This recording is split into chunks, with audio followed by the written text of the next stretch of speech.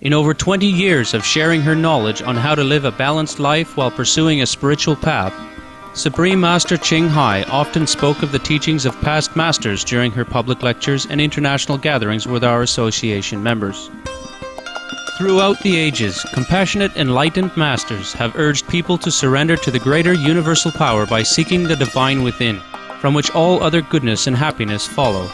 In celebration of Prophet Muhammad's birthday, we invite you to enjoy a compilation of lectures and discussions by Supreme Master Ching Hai entitled The Wisdom of Prophet Muhammad.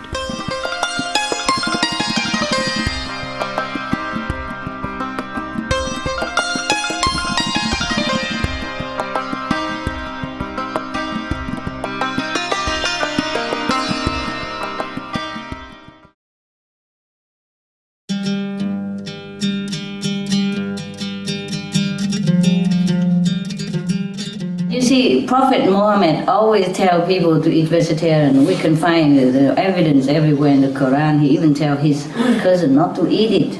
Ali, please don't eat that. Don't eat the animals, because the animal quality will come within you. Don't eat that, don't eat that. Even that. But now, people don't question that. You see what I mean?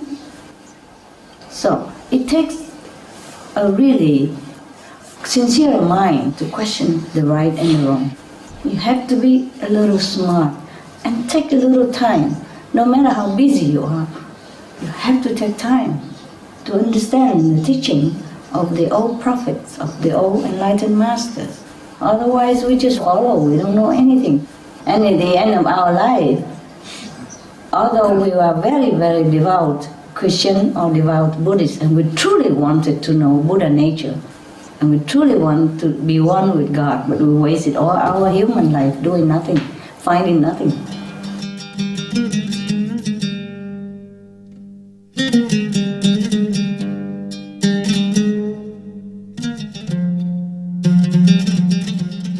This story is about a holy man who deals with his desire, and who deals with temptation. It goes like this. A holy man, one day, walking through the shop, in a shopping center, maybe supermarket, and he saw a grocery in which they sell beautiful, fresh mangoes. Wow. His mind urged him to buy some and to enjoy it. Yeah, of course, like everybody else. So the holy man was trying to tell him that, no, you don't need mangoes. You don't have enough money to buy it to start with, and you don't need it. And you are a holy man, you just eat whatever you have, and you don't desire anything else. But would the mind listen? The mind doesn't listen. Never mind. The holy man went back to his cave, continued to meditate. But all night long, all he meditated was the fresh, luscious mangoes. You know everything. How come? Were you that holy man reincarnate? We all know very well the trick of the minds, yeah? Okay. So he was so tired and exhausted, sitting there fighting with his own mind. Okay? Fine. So he went into the jungle next morning, still defeated and exhausted by the fighting with the mind the whole night through. And he went and chopped some wood, And then with a lot of wood, he carried all the way from the jungle to the shopping center. Wow, it's a long way, many kilometers long. Originally, he went there just to get some necessity for the whole week, to his cave, like some bare necessity, like maybe some flour for chapatis, and just some salt, just simple, So he carried the heavy wood load to the bazaar, which is a very long way, many kilometers. Holy men in India, they live up in the mountain somewhere, in a cave somewhere. And to go down to the mountain, to the bazaar, it takes a long time. They mostly live far away from it all because that's what they want. Yeah, but then it's inconvenient when you want to have something, huh? Okay, nevertheless, he carried a heavy wood load down to the mountain. And then he's very tired and exhausted. But he doesn't give himself rest. He keeps telling himself, you want the mangoes, you work for it. Now you carry the wood and you don't complain. And the mountain road, very difficult, but he made himself do it. Okay, there you are. He came down to the mountain. At last, he sold the wood, exchanged it for money, and bought some mangoes. And then he went back to his cave in the forest. And he put it on the stone in front of his cave and he said, okay, you just look at it, okay? Because I know you very well. He talked to himself. He said his mind. He said, today you want me to buy you mangoes. Tomorrow you will want something else, melons. And the next day, who knows, you might want to buy a house. And then you will want me to have a wife to take care of the house. And then that's it, finish of my story, end of my life. I know what you want. That's what you want, hey? I'm showing you. That's not going to happen.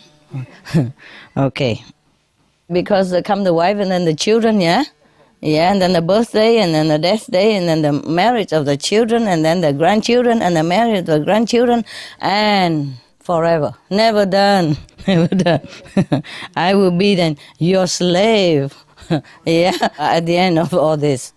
So he just telling that. And then just when he was talking to his mind like that, a person was passing by his cave. So he called him, hey, buddy, take the mangoes. It's yours.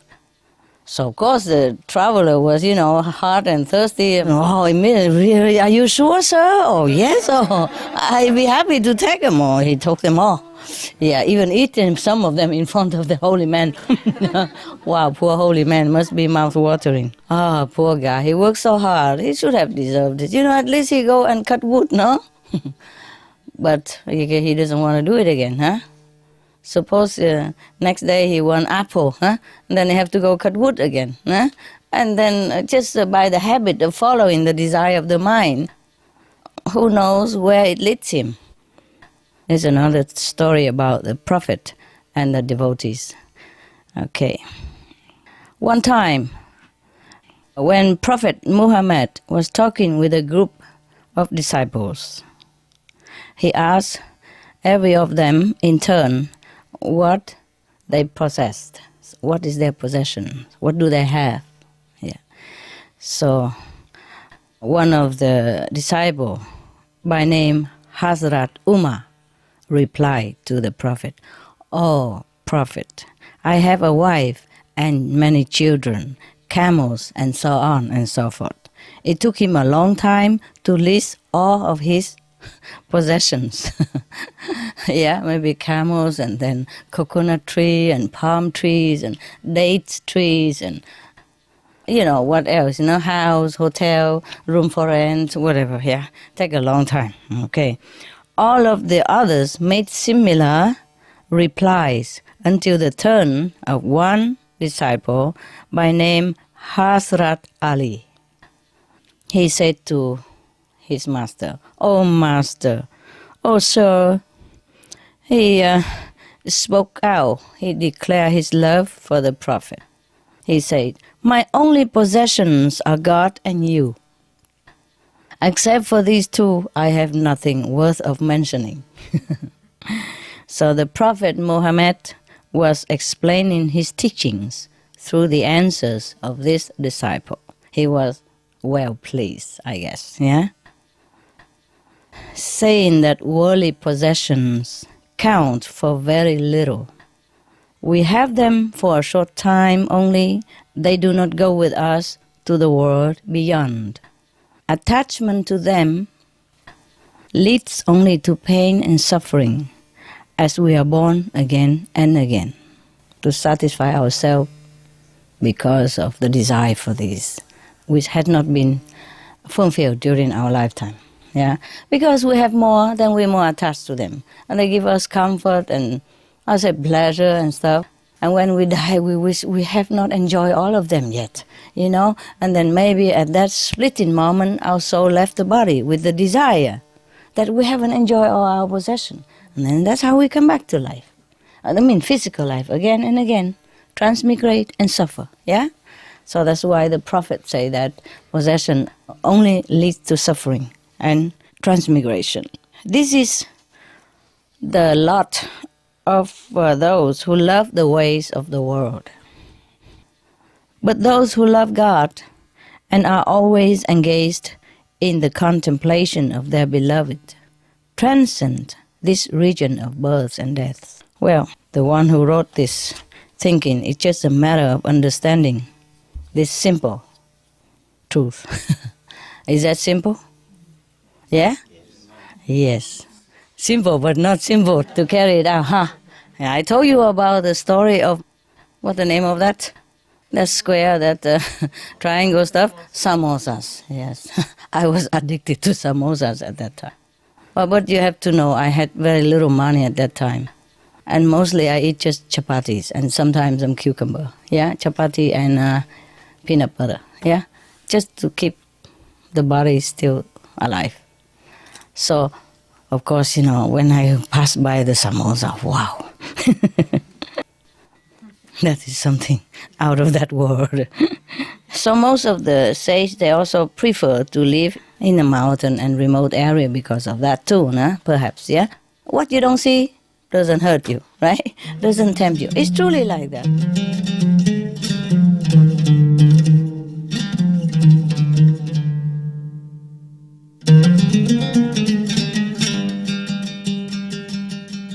You won't get nothing being selfish. We only get blessing when we are selfless and noble and consider others before ourselves. Treat everyone similarly, always in a good manner.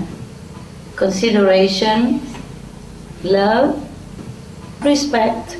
You like to be a good manner, noble, elegant, pretty.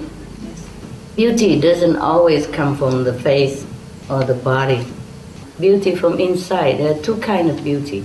The beauty from inside is always everlasting and always endearing to everybody. So you see all the masters, especially in India or Taiwan or Chinese, the old time, they have beard all over, they don't shave, they don't wash, their hair long like a hippie, and their beard are up to their feet. And they're wearing not too much clothes, or don't wear at all, or wear very shabby clothes or anything. They don't look like the model that lives in Monaco or something like that, no. But people still flock to their feet and love them, adore them, and die for them even, if they have to. During Prophet Muhammad time, people had war with whoever in the authority or the religious establishment of that time. Because some people were willing to die for the Prophet, and they do it in defense, not because they wanted war. Least of all, the Prophet have never told them to go on war with anybody. But sometimes they want to defend for their children, or their brothers and sisters, their family. When other people like religious zealots or authority figures go and harass them or try to kill them, then they try their best to defend. And in the defense, maybe both sides get hurt, or one side get hurt, or they will die. Not that the Prophet expect them to die for him, or not that he has ever ordered anybody to go out and fight in the war. Just things happen naturally. So what I mean is, we have to be beautiful, inside out. I want you to be beautiful, everywhere and anytime. So everywhere you go, people will have respect for you. And then whatever you say will have effect. People will listen. If you are acting like anybody else, no matter what kind of good teaching you tell, I don't think people even want to listen.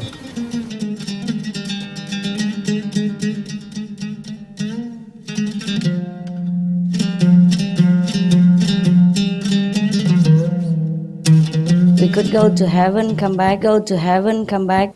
Ülkenize gelip burada bir suç işlemediğim sürece istediğim gibi kalabilirim. Tekrar geri gidip yeniden ülkenize dönebilirim. Aynı şekilde cennete de bu şekilde gidip gelebilirim. But we don't go with the physical body. We go with the spirit. Ama fiziksel bedenimizle değil, ruhumuzla gider geliriz. Just like when you sleep, you leave your body, you don't even know the body exists. Sometimes you have dream, you think you go somewhere. And some people even sleepwalk. And similarly, we could consciously leave this physical temple for a while and go contact the spirit in the spiritual world with our same spirit like their spirit. And the angel will take us there if we know how. Aynı şekilde söz gelimi uyurken fiziksel bedenimizi bırakırız ve ruhsal olarak rüyalar görürüz. Hatta bazen yürürüz. Aynı şekilde yine cennette de göksel kata da gidip gelebiliriz. Bizi melekler oraya götürür, merak etmeyin. The reason the prophet told us to contemplate, to pray to God 5 times a day is that if you pray hard enough, long enough, many times, there's a chance that you might have a glimpse of heaven, or that you might be calm enough so to contact the angels or the messenger of God, the invisible one, yes. And then they will take us to heaven. They will show us the way. But we must calm the mind. We must forget the whole world while praying. That is a real prayers. That's what the Prophet Muhammad did in the cave. He calmed his mind. He forget everything, his possession, his wife, his word, his success, his money, everything. He forgot his body. And that's how he can elevate himself to the level of angels in spirit. And that's how he can contact the angel in spirit. And that's how he can get the message from God. The same we have to do. We can do. Sizin peygamberiniz Muhammed'in size günde 5 kere dua etmeyi istemesinin nedeni, eğer yeterince uzun, yeterince sık bir şekilde dua ederseniz gerekli ruh haline ulaşıp, gerekli sakinliğe ulaşıp bu cennet kapısına gidebilmenizi sağlamaktır. Aynı şekilde sizin peygamberiniz dağa çıkıp kendisi her türlü fiziksel varlığını, karısını, paralarını bırakıp gitmiştir oralara. And that's why God sent other prophets or Prophet Muhammad to tell people that this is the way. Don't do that. Don't do this. Do this. Yes. The prophet came to show an example. Like, okay, you have to still your mind. You sit quiet, alone. Don't have to go in the cave, but in your small cave room. And make it a cave. Make it a completely closer for yourself. And then you pray, truly God will hear and you will hear God. God always hears, just we don't hear. So now it's our problem to still our mind, to discard all the nonsensical thinking all the time in the mind so that we can hear the voice of the messenger of God, like the prophet did. He came to do that. He's a prophet. He didn't have to do that, but he did that to make an example that to contact God, we have to still the mind. Yes. Peygamber size bu yüzden örnek olması için gönderilmiştir.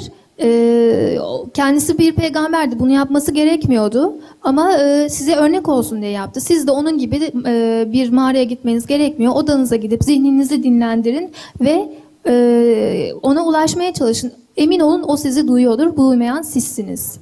That's why in the Quran it is said that all religions belong to God anyhow. Yes. The first page. Şunu da söyleyeyim ki bütün dinlerde şunu söyler, bütün dinlerin aynı Tanrı'dan geldiğini. Because why? Because when people pray sincerely to God, doesn't matter in which name, He knows that is pray to Him because He's God. He doesn't discriminate. Why don't you call my name Mr. So and so? Oh, you have to call my name this. No, He's God. He's a Father. Yes. Tanrı size ona verdiğiniz değişik isimlere aldırmaz. O sizin kendisine seslendiğinizi bilir ve şöyle demez, ayrımcılık yapmaz. Bana bu isimle seslenin, bana böyle isimle seslenirseniz size ulaşmam demez. O babamızdır. If you call Him Almighty, it's good. If you call Him Allah, He's happy. Because Allah means also Almighty in English. Ona isterseniz Allah deyin, isterseniz Kadir, mutlak değil, istediğinizi deyin. And Buddha means enlightened. It means God in English. Just we did not translate and we make so much trouble. Buddha da İngilizce'de aslında aydınlanmış, yani yaratıcı anlamına gelmektedir. Bu çeviriyi yapmadığımız için karışıklık olmaktadır. Christ means the power of God. Same thing. Yes. Mesih de yaratıcının bir elçisidir. Right, I guess we should have only one language. Sanıyorum hepimizin tek dili olsa daha iyi olurdu.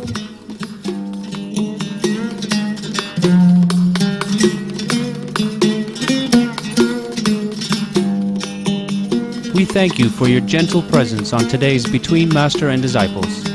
Animal World, Our Co-Inhabitants is coming up next on Supreme Master Television. Please stay tuned. With heaven's blessings, may all beings on our beautiful planet coexist in peace, love, and happiness.